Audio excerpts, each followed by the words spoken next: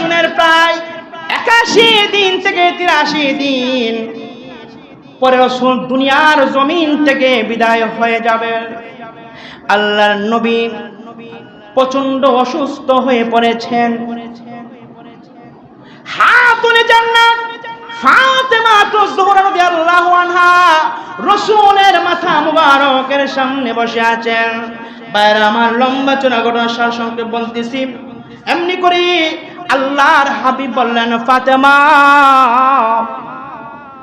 কে জানে দরজার সামনে থেকে আমি রাসূলের ঘরে ঢুকবার জন্য অনুমতি চাই। ফাতেমা গো, দরজাটা একটু খুলে দাও না। ফাতেমা রাদিয়াল্লাহু আনহা দরজা খুলে,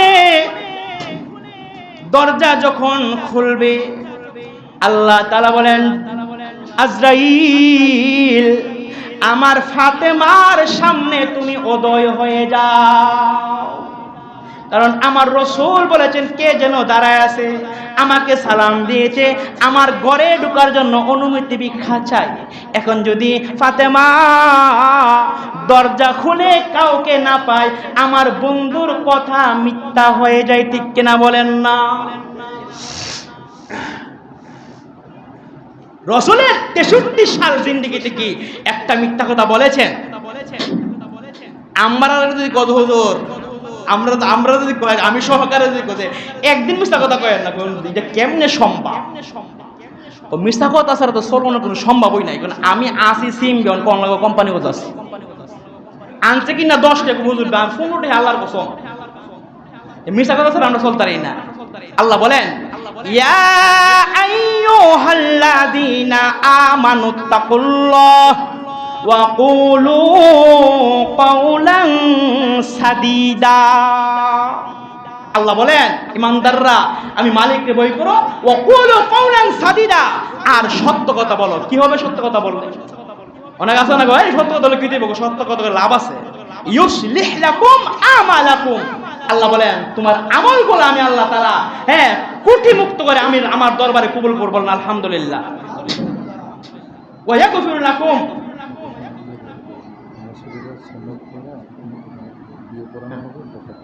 ওয়া ইয়াগফিরু লাকুম যুনুবাকুম, আল্লাহ বলে তোমাদের জিন্দেগীর গুনাহ মাফ করা। বলেন আলহামদুলিল্লাহ। আর তাহলে বলেন তো যে আল্লাহ যদি আমার আমলটাকে কবুল করে নেয় আর আমার জীবনের গুনাহগুলো যদি মাফ করে দেয়, যে আমি কি ভাগ্যবান নেই? কথা বল না, ভাগ্যবান না? আল্লাহ বলেন, ওমা ইউতিল্লাহা ওয়া রাসূলুহু ফাকাদ ফাযা ফাওজান আযীমা, তারা মহা সফলকামী। বলেন আলহামদুলিল্লাহ। বন্ধুরা আমার, আল্লাহ রাব্বুল আলামিন বলেন, হ্যাঁ আজরাইল, তুমি উদয় হয়ে যাও। অমনি করে ফাতেমা দরজা খুলে দেখেন এমন একটা লোক দাঁড়ায় আছে, তার পাগুলা জমিনের নিচে দেখা যায় আর মাথাটা আকাশের উপরে দেখা যায়, চোখগুলা বড় বড় আগুনের লুখার মতো দেখা যায়। ফাতেমা বলেন, ইয়া রাসূলুল্লাহ, ইয়া হাবিবাল্লাহ, আব্বা গো, এই মক্কা মদিনার জীবনে আমি এমন মানুষ কোনোদিন দেখি নাই। ওগো আব্বা, আমার ভয় হয় এই লোকটা আমাদের ঘরে ঢুকলে না জানি কি ঘটনা ঘটে যায়। আল্লাহর হাবিব শত কষ্ট করে মাথা মুবারক উঠায়া তাকায়া বলে, ফাতেমা, এটা এমন একটা লোক যে লোকটা ঘরে ঢোকার পরে স্বামী থেকে স্ত্রীকে আলাদা করে দেয়, সন্তান থেকে পিতাকে আলাদা করে দেয়। আল্লাহু আকবার। ফাতেমা রে, হাদা মালাকুল মাউত আজরাইল। এটা আজরাইল। এই মুহূর্তে কেন তিনি আসবেন আমার বোঝার বাকি না। আপনাকে সে নিয়ে যেতে চায়, আমি তাকে অনুমতি দেব না। অনুমতি আল্লাহর হাবিব বলেন, ফাতেমা, তুমি যদি অনুমতি না দাও, এই ঘরে ঢোকার অনুমতি মহান আল্লাহর পক্ষ থেকে আসে। সে অনুমতি নিয়ে ঢুকতে চায়। এটা তোমার আব্বার সম্মান, এটা তোমার বাবার শান। তুমি ওই আজরাইলকে বলে দাও আমি নবী তাকে অনুমতি দান করলাম। অমনি করে আজরাইল নবীর ঘরে ঢুকে বললেন, আয়েশা বলেন আসসালাতু ওয়াসসালামু আলাইকা ইয়া রাসূলুল্লাহ, নবী গো আল্লাহ বলেছেন আপনি যদি এই মুহূর্তে যেতে চান আমি আপনাকে নিয়ে যাব। ওগো নবীজি, আর যদি না যেতে চান মহান আল্লাহ আপনাকে হায়াত বাড়ায়া দিবেন।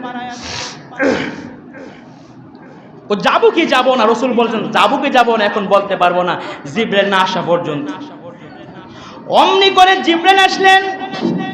জিবরাইল আসার পরে আল্লাহর হাবিব বলেন, হ্যাঁ জিবরাইল। আজরাইল বলে আমার নাকি যাওয়ার সময় হয়ে গেছে। জিবরাইল বলেন, নবী গো আপনিও মরণশীল, আপনার শত্রুরাও বেঈমানরাও মরণশীল। অর্থাৎ জিবরাইল ইঙ্গিত করতে রাসূল গেলে ভালো হবে। অমনি করে আল্লাহ হাবিব চোখের চোখ মুবারক থেকে পানি ঝরতেছিল। জিবরাইল বলেন, ওগো নবীজি আপনি ফাতেমার জন্য বুঝি কান্দেন? ফাতেমা তো আগে আল্লাহ পাক সংবাদ দান করে জান্নাতের মহিলাদের সর্দারনি হবে। আল্লাহ হাবিব জিবরাইল আমি আমার ফাতেমার জন্য কান্দি না। জিবরাইল বলেন, নবী গো আপনি বুঝি হাসান হুসাইনের জন্য কান্দেন? আল্লাহ নবী বলেন, জিবরাইল রে হাসানের জন্য হুসাইনের জন্য কান্দি না। আমি কেন কান্দি? এটা হলো আমার গুনাহগার উম্মতের জন্য। রাসূল হ্যাঁ ইহকাল ছেড়ে চলে যাবে, এরপর উম্মতের কথা বলে না। আর আমরা খবরই নাই। দাড়ি ছায়া হমা নবীর আশেক, কে নবীর আশেক কইলে কিন্তু দাড়ি ছায়া হমা। এরপর উল্টা টান দিয়া দে, কি গো উল্টা টান দিয়া দে, দিয়ে আবার আড্ডা ধরে দিয়ে দেখে মাশাআল্লাহ যে একটা ফ্রেশ হইছে, মনে মনে করে কি এবার দেখলি কি আই লাভ ইউ এর ধারণা। অথচ বলছো আল্লাহ তুমি আমার যেমন চেহারাটা দিছো, আল্লাহ তুমি আমার এমন সুন্দর চেহারা দিছো, আল্লাহ তুমি আমার সুন্দর চরিত্র দাও। যুবকদের যে চরিত্র হনে আল্লাহু আকবার আল্লাহু আকবার। আপনি এর যদি আপনি গুগলের আর ক্রোমের মানে চার্জ বাটনে ঢুকতে পারেন তে বুঝবেন এর চরিত্রের অবস্থা কিটা। বন্ধুরা আমার অমনি করি আল্লাহ রব্বুল আলামিনের ফেরেশতা জিবরাইল বলেন, নবী গো আল্লাহ তো আপনাকে আগেই জানায়া দিয়েছেন, ওগো নবীজি আপনার উম্মতের খবর আপনার কাছে পৌঁছানো হবে। রাসূল বলেন, জিবরাইল সেজন্য তো আমি কান্দি না, সেজন্য কারণ আমার সন্তান যে বালা থাকে এ আমার খবর নিলে নালিনে নাই। ছেলে যদি লন্ডন থাকে অন্যর মাধ্যমে শুনছি সে অনেক ভালো আছে, এ আমার দিলে দেখ না দিলে নাই, আমার খবর নিলে নিল না নিলে নাই, কিন্তু আমার সন্তান ভালো যেটাকে শান্তি পাওয়া যায়, ঠিক কিনা বলেন? অমনি করে আল্লাহর হাবিব বলেন, জিবরাইল আমি কেন কান্দি?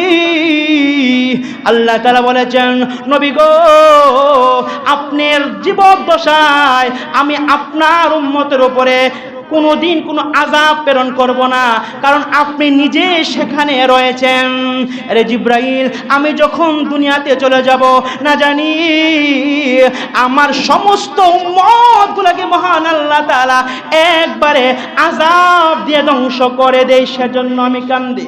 আল্লাহ রাব্বুল আলামিন বলেন, জিবরাইল রে আমার বন্ধুরে জানায়া দাও আমি আল্লাহ রাব্বুল আলামিন এই মুহূর্তে আমার বন্ধুর উম্মতের জিম্মাদারি আমি নিজেই গ্রহণ করলাম। খুশি না বেজার? আলহামদুলিল্লাহ কন্যা আমার ভাই, যদি আল্লাহ গ্রহণ না করতো যে অবস্থা আমাদের, কোন সময় আমাদের আল্লাহ আযাব দেয়া ধ্বংস করে ফেলতো। রাসূলের দুআর বরকতে মহান আল্লাহ তাআলা আমাদেরকে এখনো দুনিয়াতে শান্তি সাবলীলভাবে এখন আমরা রাখছি। ভাইয়ের আমার শেষ করে দিচ্ছি, রাসূল সাল্লাল্লাহু আলাইহি সাল্লামের যে সমগ্র এই যে জীবনটা আমরা মুক্তাসরভাবে শুনলাম, এতে কি পাইলাম? যে রাসূল বলছেন আমি এই কালিমার জন্য কষ্ট করেছি, যেহেতু আমি আর থাকবো না তোমরা কিন্তু এই কালিমার মেহনত করবা, নিজে নামাজ পড়বা, অন্যকে কি করবা? নামাজের দাওয়াত দিবা, নিজে রোজা রাখবা, অন্যকে রোজা রাখার বয়ান করবা, নিজে ঘুষ খাইবা না, অন্যজনকে না খাওয়াতে উৎসাহিত করবা, নিজে যাকাত দিবা, অন্যজনকে যাকাত দিতে উৎসাহিত করবা। সেজন্য আমার ভাইয়েরা, এই রসুলের জবিনে শোনার পরে আমরা মানতে রাজি না, শুধু শুনে তো মজা পেলাম কোনটা? আল্লাহ আল্লাহ। মানতে গেলে রসুল বলে তোমরা যদি দুইটা বস্তু ধরো লাং তাদিল্লু, তোমরা কোনোদিন পথভ্রষ্ট হবে না। একটা হলো আল্লাহর কোরআন, আর রসুলের সুন্নাহ বা হাদিস।